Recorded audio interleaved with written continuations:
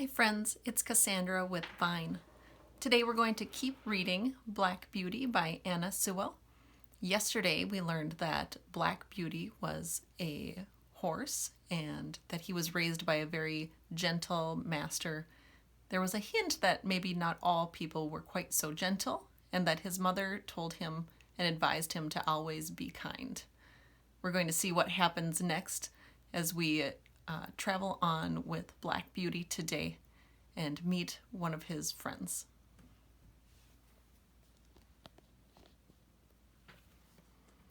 Chapter 4, Birtwick Park. At this time I used to stand in the stable, and my coat was brushed every day till it shone like a rook's wing. It was early in May when there came a man from Squire Gordon's who took me away to the hall. My master said, "Goodbye, darky, be a good horse and always do your best." I could not say goodbye, so I put my nose into his hand. He patted me kindly, and I left my first home. As I lived some years with Squire Gordon, I may as well tell something about the place. Squire Gordon's park skirted the village of Birtwick. It was entered by a large iron gate, at which stood the first lodge, and then you trotted along on a smooth road between clumps of large old trees. Then another lodge and another gate, which brought you to the house and the gardens. Beyond this lay the home paddock, and the old orchard, and the stables. There was accommodation for many horses and carriages, but I need only describe the stable into which I was taken.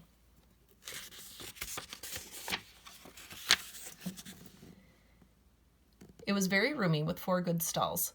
A large swinging window opened into the yard, which made it pleasant and airy. The first stall was a large square one, shut in behind with a wooden gate. The others were common stalls, good stalls, but not nearly so large. It had a low rack for hay and a low manger for corn. It was called a loose box because the horse that was put into it was not tied up, but left loose, to do as he liked. It was a great thing to have a loose box. Into this fine box the groom put me. It was clean, sweet, and airy.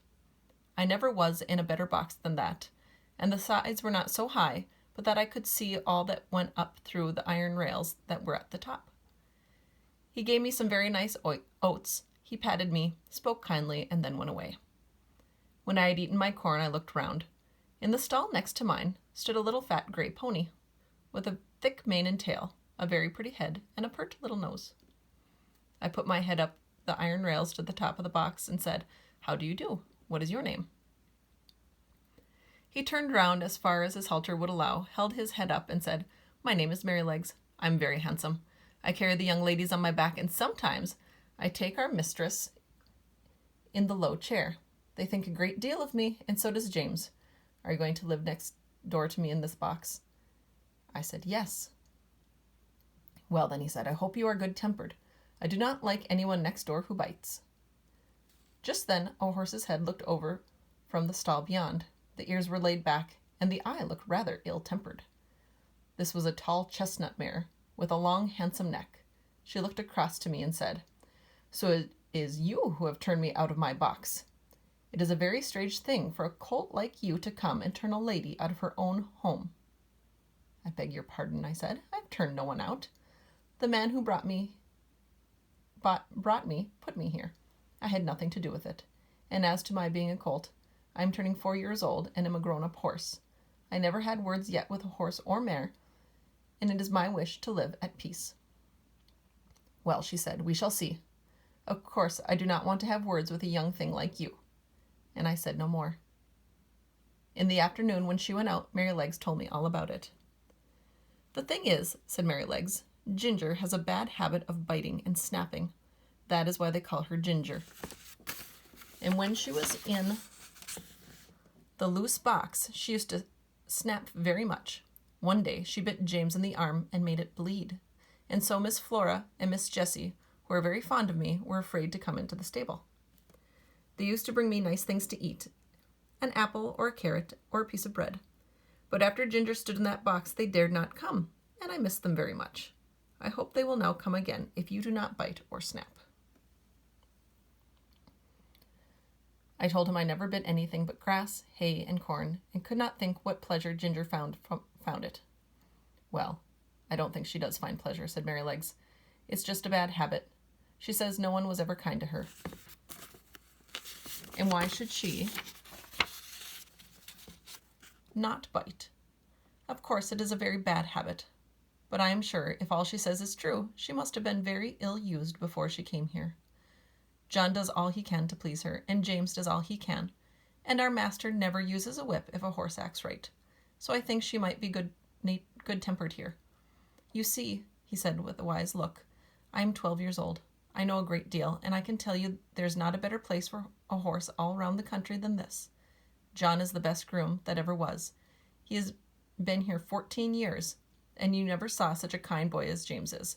So that is all Ginger's own fault that she did not stay in the box. Chapter 5. A Fair Start. The name of the coachman was John Manley. He had a wife and one little child, and they lived in the coachman's cottage very near the stables. The next morning he took me into the yard and gave me a good grooming, just as I was going into my box. With my coat soft and bright, the squire came in to look at me and seemed pleased. John, he said, I meant to have tried the new horse this morning, but I have other business. You may as well take him around after breakfast. Go by the common and the highwood, and back by the watermill and the river. That will show his paces. I will, sir, said John. After breakfast he came and fitted me with the bridle. He was very particular in letting out and taking in the straps to fit my head comfortably. Then he brought a saddle, but that was not broad enough for my back. He saw it in a minute and went for another which fitted nicely. He rode me first slowly, then a trot, then a canter. And then, when we were on the common, he gave me a light touch with his whip, and we had a splendid gallop. Ho, ho, my boy, he said, as he pulled me up. You would like to follow the hounds, I think. As we came back through the park, we met the squire and Mrs. Gordon walking. They stopped, and John jumped off. Well, John, how does he go? First rate, sir, answered John. He is as fleet as a deer, and he has a fine spirit, too. But the lightest touch of the rein will guide him. Down at the end of the common, we met one of those traveling carts, hung all over with baskets, rugs, and such like. You know, sir, many horses will not pass those carts quietly. He just took a good look at it, and then went on as quiet and pleasant as could be. They were shooting rabbits near the highwood, and a gun went off close by. He pulled up a little and looked, but did not stir a step right or left. I just held the rein steady and did not hurry him, and it's my opinion he's not been frightened or ill-used while he was young. That's well, said the squire. I will try him myself tomorrow. The next day I was brought up for my master. I remember my mother's counsel and my good old master's, and I tried to do exactly what he wanted me to do. I found he was a very good rider, and thoughtful for his horse, too. And when he came home, the lady was at the hall door as he rode up. Well, my dear, he said, how do you like him? He is exactly what John said, he replied. A pleasanter canter I never wished to mount. What shall we call him? Would you like Ebony? She said. He is black as ebony. No, not Ebony. Will you call him Blackbird, like your uncle's horse? No, he's far handsomer than old Blackbird ever was. Yes, she said. He's really quite a beauty, and he has such a sweet, good-tempered face and such a fine, intelligent eye. What do you say to calling him Black Beauty? Black Beauty. Why, yes. I think that is a very good name. If you like it, it shall be his name. And so it was. When John went into the stable, he told James that master and mistress had chosen a good, sensible English name for me. That meant something. Not like Marengo or Pegasus or Abdallah. They both laughed, and James said, if it was not for bringing back the past, I should have named him Rob Roy, for I never saw two horses more alike. That's no wonder, said John. Didn't you know that Farmer Gray's old Duchess was the mother of both of them? I had never heard that before, and so poor Rob Roy, who was killed at the hunt, was my brother. I did not wonder that my mother was so troubled. It seems that horses have no relations. At least, they never know each other after they are sold.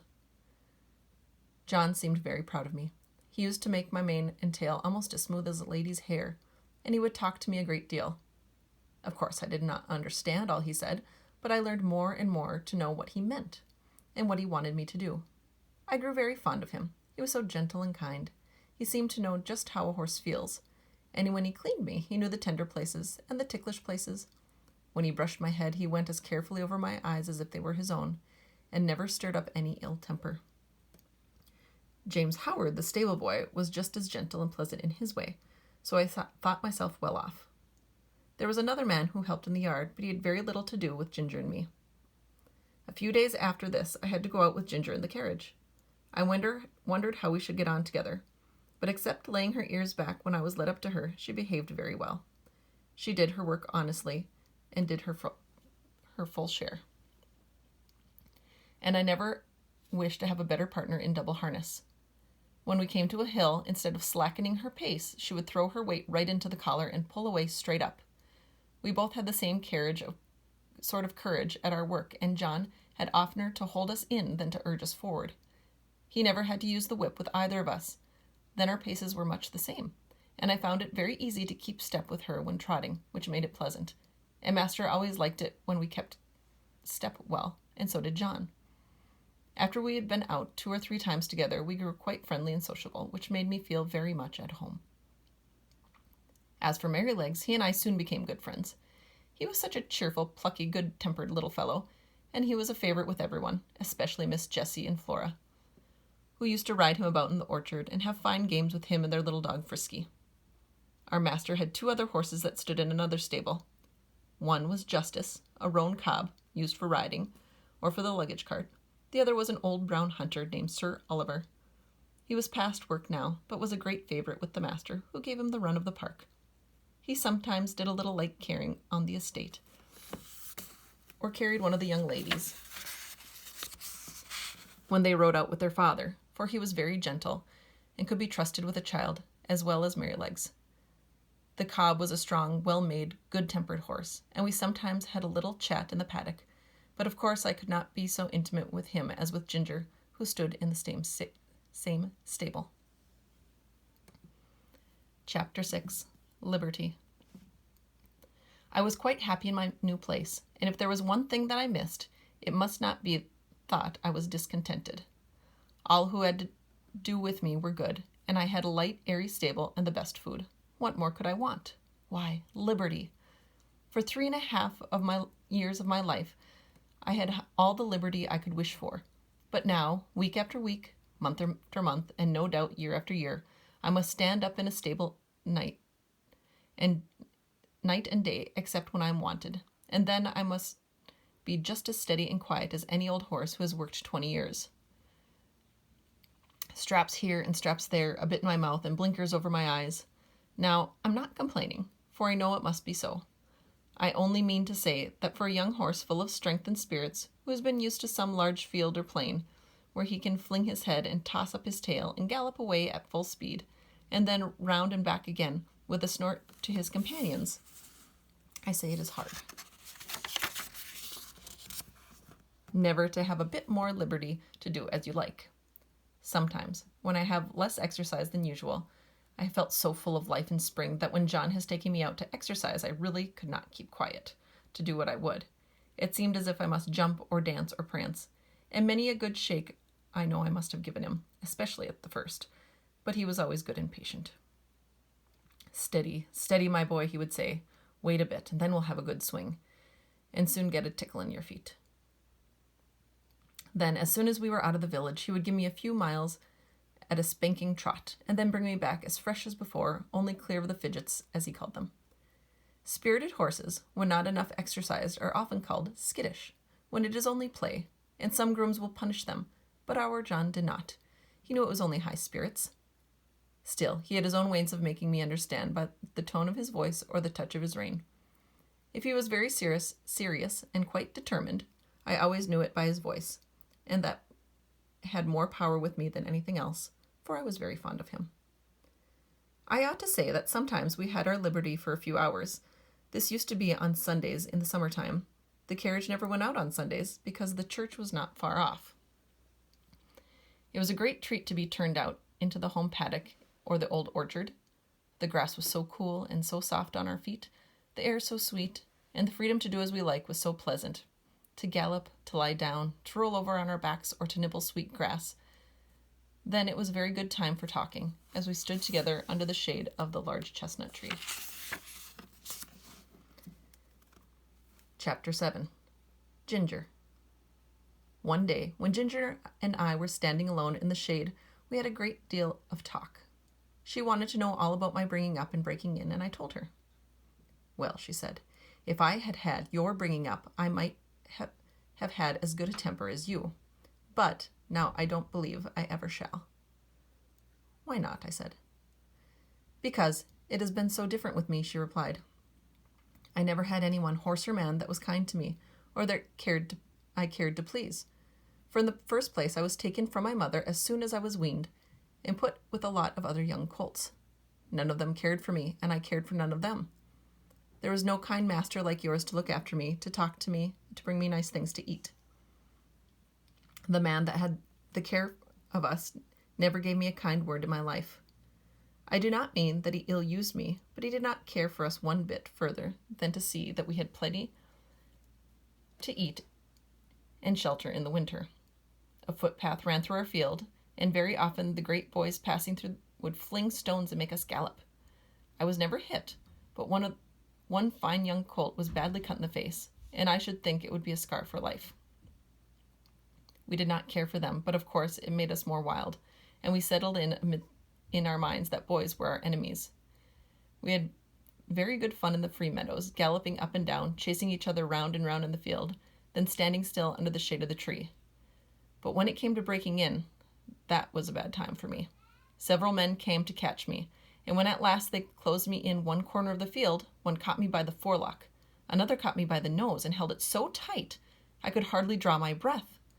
Then another took my underjaw in his hard hand and wrenched my mouth, and so by force they got on the halter and the bar into my mouth.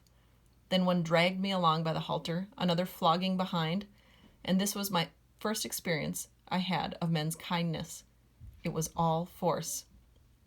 They did not give me a chance to know what they wanted. I was high-bred and had a good deal of spirit, and was very wild, no doubt, and gave them, I dare say, plenty of trouble. But then it was dreadful to be shut up in a stall day after day instead of having my liberty, and I fretted and pined and wanted to get loose. You know yourself it's bad enough when you have a kind master and plenty of coaxing, but when there was nothing of that sort for me. There was one, the old master, Mr. Ryder, who I think could soon have brought me round, and could have done anything with me, but he had given up all the hard part of the trade to his son, and to another experienced man, and he only came in times to oversee. His son was a strong, tall, bold man. They called him Samson, and he used to boast that he'd never found a horse that could throw him. There was no gentleness in him, as there was his father, only hardness, and a hard voice, a hard eye, a hard hand, and I felt from the first that what he wanted was to wear all spirit out of me, and just make me into a quiet, humble, obedient piece of horseflesh. Horseflesh, yes, that is all he thought about. And Ginger stamped her foot as if the very thought of him made her angry. She went on, if I did not do exactly what he wanted, he would get put out and make me run around with long reins in the training field till he had tired me out. I think he drank a good deal, and I'm not quite sure that the oftener he drank, the worse it was for me. One day, he had worked me very hard in every way he could, and when I lay down, I was tired and miserable and angry. It all seemed so hard. The next morning, he came for me early and ran me round again for a long time. I'd scarcely had an hour's rest when he came again for me with the saddle and the bridle and a new kind of bit. I could never quite tell how it came about. He'd only just mounted me on the training ground when something I did put him out of temper, and he chucked me very hard with the rein. I knew the bit was very painful, and I reared up suddenly, which angered him still more, and he began to flog me. I felt my whole spirit set against him, and I began to kick and plunge and rear as I had never done before, and we had a regular fight. For a long time he stuck in the saddle and punished me cruelly with his whip and spurs, but my blood was thoroughly up, and I cared nothing, for nothing he would do if only I could get him off. At last, after a terrible struggle, I threw him off backward. I heard him fall heavily on the turf, and without looking behind me, I galloped off to the other end of the field. There, I turned round and saw my persecutor slowly rising from the ground and going into the stable. I stood under an oak tree and watched, but no one came to catch me. The time went on. The sun was very hot. The flies swarmed round me and settled on my bleeding flanks where the spurs had dug in. I felt hungry, for I had not eaten since the early morning, but there was not enough grass in that meadow for a goose to live on. I wanted to lie down and rest, but with the saddle strapped tightly on, there was no comfort, and there was not a drop of water to drink. The afternoon wore on, and the sun grew low. I saw the other colts led in, and I knew they were having a good feed. At last, just as the sun went down, I saw the old master come in with a sieve in his hand. He was a very fine old gentleman, with quite white hair, but his voice was what I should know him by among 1,000. It was not high, nor yet low, but full and clear and kind. And when he gave orders, it was so steady and decided that everyone knew, both horses and men, that he expected to be obeyed. He came quietly along now and then, shaking the oats about that he had in the sieve, and speaking cheerfully and gently to me. "Come along, lassie, come along. Come along, lassie, come along, come along." I stood still and let him come up. He held the oats to me, and I began to eat without fear. His voice took all my fear away. He stood by, patting and stroking me. I was eating, and seeing the clots of blood on my side, he seemed very vexed. Poor lassie. It was a bad business, a bad business. Then he quietly took the rein and led me to the stable, just as at the door stood Samson. I laid my ears back and snapped at him. "Stand back," said the master, "and keep out of her way. You've done a bad day's work for this filly." He growled out something about a vicious brute. "Hark ye," said the father, "a bad-tempered man will never make a good-tempered horse. You've not learned your trade yet, Samson." Then he led me into my box, took off the saddle and bridle with his own hands, and tied me up. Then he called for a pail of warm water and a sponge, took off his coat, and while the stableman held the pail, he sponged my sides a good while, so tenderly that I was sure he knew how sore and bruised they were. "Whoa, my pretty one," he said, "stand still, stand still." His very voice did me good, and the bathing was very comfortable. The skin was so broken at the corners of my mouth that I could not eat hay. The stalks hurt me. He looked closely at it, shook his head, and told the man to fetch a good bran mash and put some meal into it. How good that mash was, and so soft and healing to my mouth. He stood by all the time I was eating, stroking me and talking to the man. "If a high-mettled creature like this," he said, "can't be broken in by fair means, she will never be good for anything." After that he often came to see me, and when my mouth was healed, the other breaker, Job they called him, went on training me. He was steady and thoughtful, and I soon learned what he wanted. All right, we are going to stop there for the day. Thank you, and we will see everybody again tomorrow.